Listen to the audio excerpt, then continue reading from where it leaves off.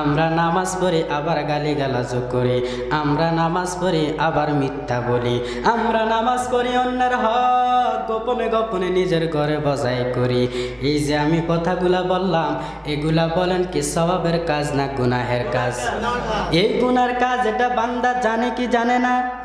জানার পরও বান্দা নামাজও পড়ে, আবার এই গুনাহগুলাও করে। কিন্তু আল্লাহ বলেন যে বান্দা নামাজ পড়বে সেই বান্দাকে আল্লাহ গুনাহের কাছ থেকে দূরে রাখবে।